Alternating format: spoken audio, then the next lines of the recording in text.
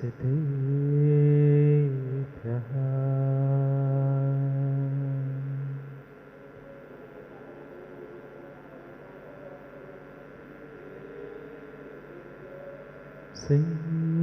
श्रीमन्तरं गम्भीर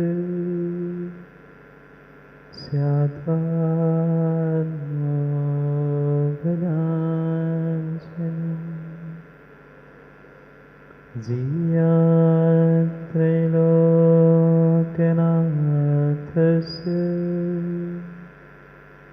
शासनं जिनशासनं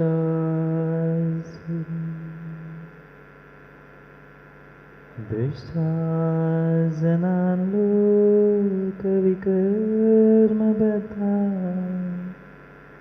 व्यस्तानतो ज्ञानविवेकमन्दा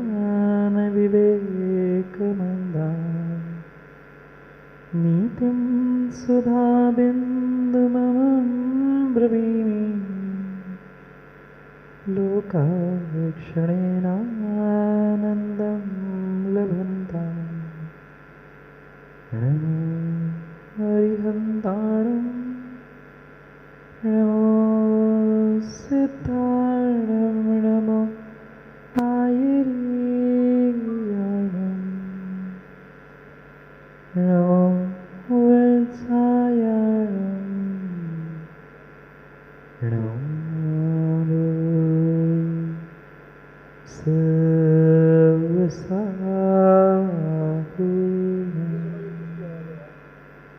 अनंत अनंत परम सिद्ध भगवान की 1008 से आदिनाथ भगवान की 1008 से पार्श्वनाथ भगवान की परम पूज्य आचार्य भगवान कुंद कुंद स्वामी की परम पूज्य आचार्य भगवान पट्टाचार्य श्री विशुद्ध सागर जी महाराज की अहिंसा में विश्व धर्म की बोले मुनि 108 सुप्रभ सागर जी महाराज की।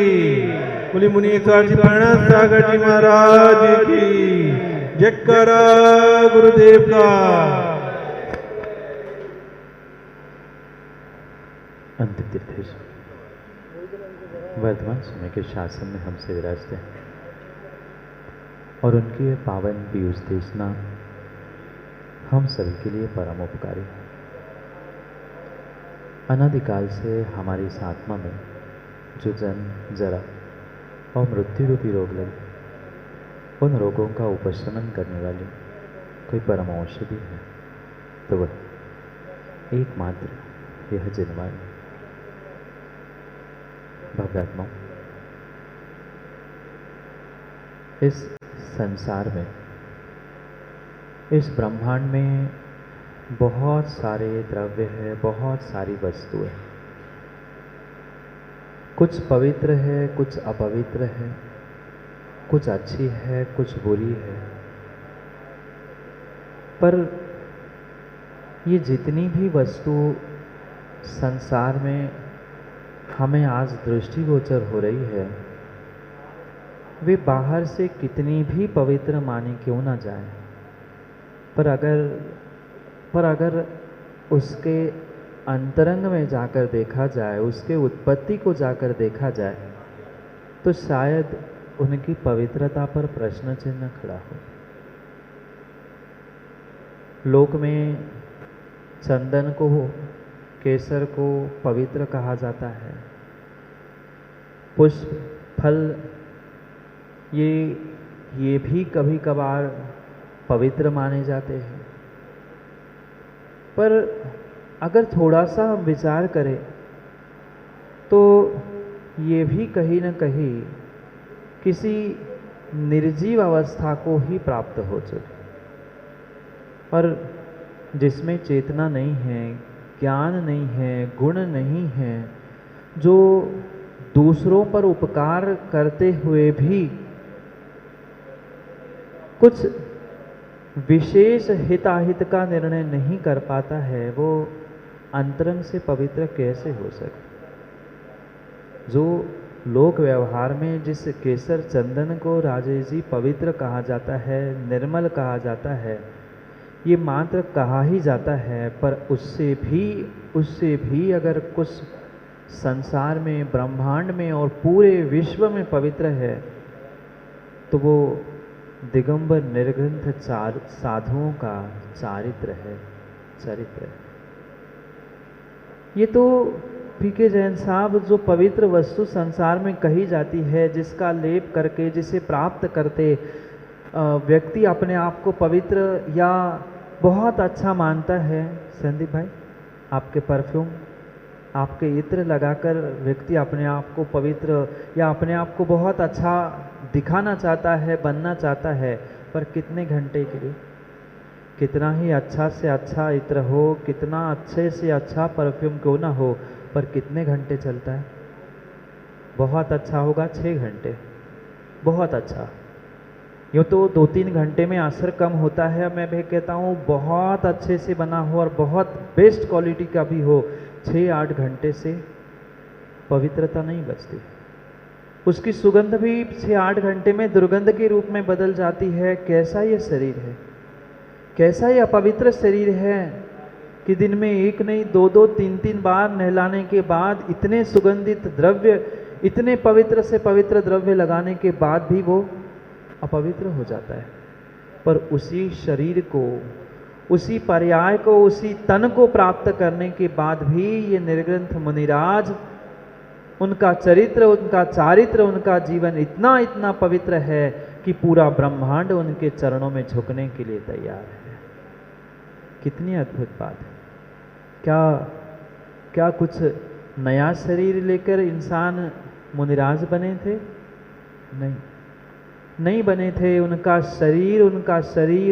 शरीर उनकी पर्याय मात्र शरीर से, पर्याय से पवित्र नहीं हुई थी, अपितु उनका जो पवित्र चारित्र उन्होंने धारण किया था, जो रत्नंत्र उनके भीतर था, अंतरंग की पवित्रता उनके बहिरंग में भी झलकती है। कभी देखा आप लोगों ने सायगढ़ ज्ञानी मुनिराजों को इत्र, परफ्यूम लगाते हुए? कभी दिन में 2-4 बार नहाते हुए देखा?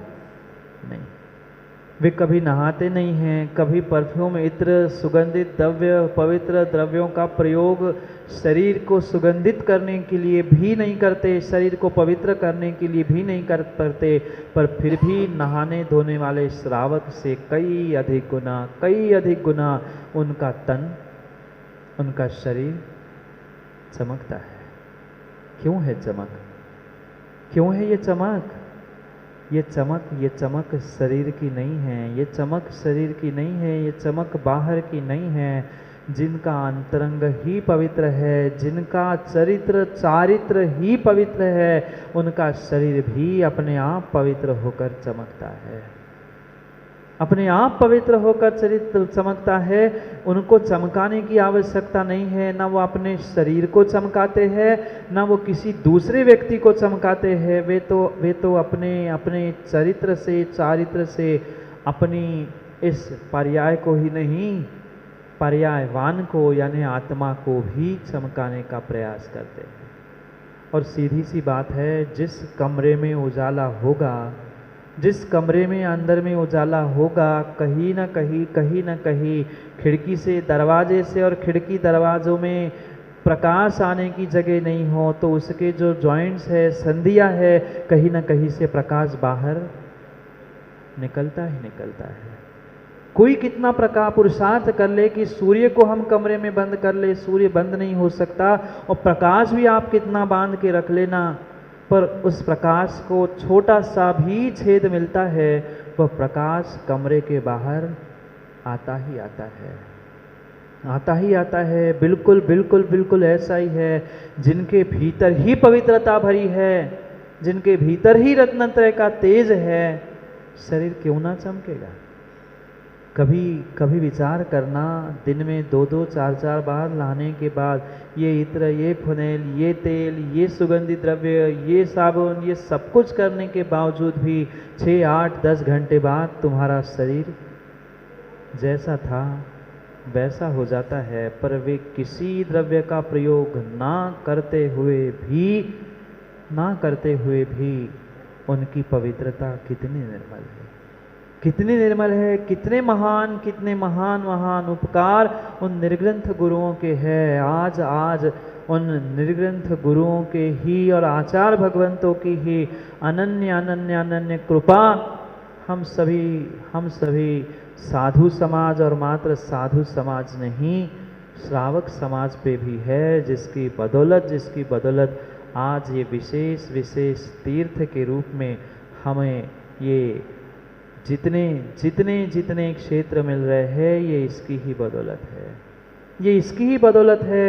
इसलिए ये जितना उपकार हम निर्ग्रंथ गुरुओं का माने, उनसे मिली हुई शिष्य परंपरा, आज चाहे आचार्य भगवंत विशुद्ध सागर महाराज हो, आज चाहे आचार्य भगवंत विद्यासागर जी महाराज क्यों ना हो, ये हमें मिले हैं उन पूर्वाचार्यों की बदौलत। जो पूर्वाचार्यों ने अपने चारित्र की महिमा से अपने आप को नहीं, पूरे विश्व और पूरे ब्रह्मांड को सुगंधित कर लिया, पवित्र कर लिया, उनके ही उपकार हैं। उनके अगर उपकार नहीं होते तो ऐसे महान महान शिष्य आज हमें दर्शन के लिए भी प्राप्त नहीं होते। कितने उपकार उनके गिनाए जाए, कितने उनके अनन्य उपकार गिनाए जाए, एक क्या अनेक। उन उपकारों से ही आज ये पूरी व्यवस्थाएं चल रही है। पर कितनों को उनके उन उपकारों का बोध है नहीं। आज साधु के पास भी व्यक्ति पहुंचता है, श्रावक पहुंचता है, वहाँ भी माँ कहीं न कहीं अपने स्वार्थ की पुष्टि के लिए पहुंचता है। और जहाँ स्वार्थ की पुष्टि होती है वहाँ वही पहुंचता मिलता है। कैसी विडंबना है जिन्होंने स्वार्थ त्याग की कठिन तपस्या बिना खेद जो करते हैं, जो दुख समूह को हरते हैं, बिना कुछ किए वे पहुंचते ही दुख को हरने का पुरुषार्थ करते हैं। क्या मिला राजेश जी, गुरु के दर्शन करके हजारों किलोमीटर से आप इतने परेशान कष्ट उठाते हुए पहुँचे, क्या मिला? गुरु के पास पहुँचते ही गुरु ने हाथ उठा के आशीर्वाद दे दिया। पूरी यात्रा की थकान 1 मिनट में दूर हो गई। जो कष्ट, जो बीमारी, जो पीड़ा, जो दुख, जो कुछ भी मिला था, मात्र गुरु के दर्शन करते हुए गुरु ने हाथ उठा के आशीर्वाद दे दिया, मुस्कुरा के पूछ भर लिया, कैसे हो? पानी हो गया श्रावक।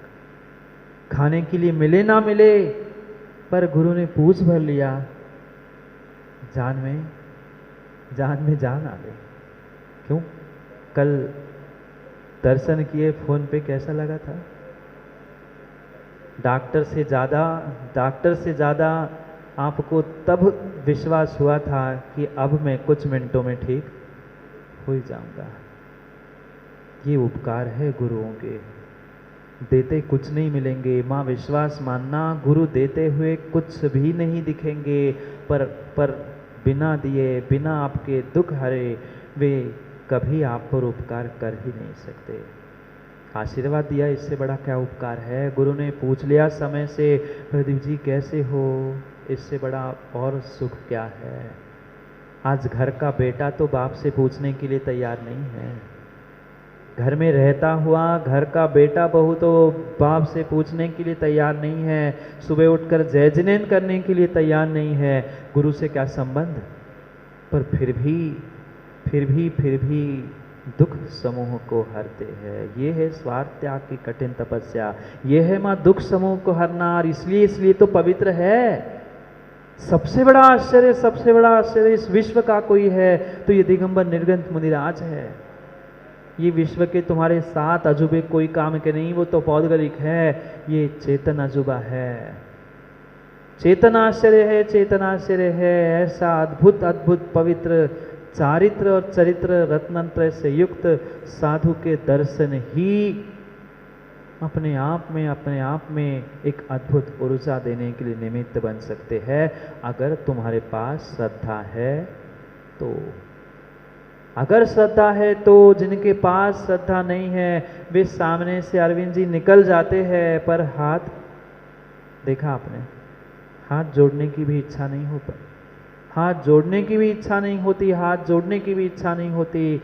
क्या करे, तीव्र मिथ्यात्व का उदय जो उन जीवों का चल रहा है। एक तिर्यंच भी साधु के चरित्र से, साधु के रत्नत्रय से अपने आप में उपकृत हो जाता है।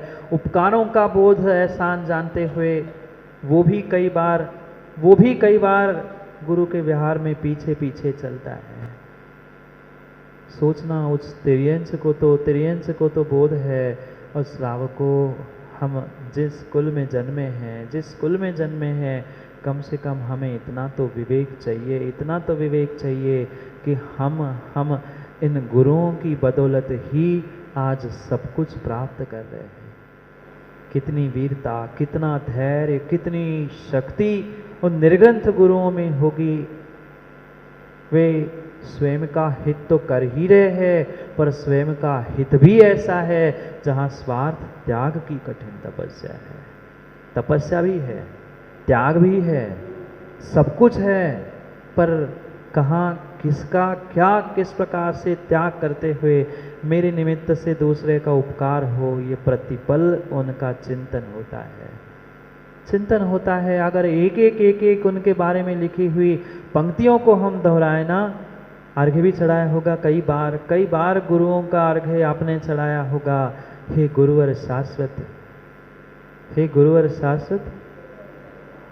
हे रूप तुम्हारा कैसा दिगंबर रूप है, शाश्वत दिगंबर रूप है, पर रूप शाश्वत होने पर भी तुम अशाश्वत जो नश्वर संसार है उसका प्रदर्शन कर रहे हो। गुरु को कहने की आवश्यकता ही नहीं, जिसके पास दृष्टि है, सोच है, वे गुरु से बहुत कुछ बिना गुरु के दिए बिना तुम्हारे मांगे ही प्राप्त कर लेता है। पर जिसके पास, मैं पुनः कह दूं, जिसके भीतर श्रद्धा है वो ही गुरु से और प्रभु से सब कुछ प्राप्त कर सकता है बिना मांगे। मांगने वाले तो बहुत सारे मिलते हैं, पर ध्यान रखना, मांगने से कई बार भीख भी नहीं मिलती। बिन मांगे मोती मिले, मांगे मिले ना भीख। मांगने पर भीख भी मिले जरूरी नहीं है, पर गुरु के पास जाकर, गुरु के समीप बैठ जाओ, आप विश्वास मानना, आपका जीवन बदले बिना रह ही नहीं सकता। जिस चारित्र से ये अपवित्र शरीर भी पवित्र हो गया,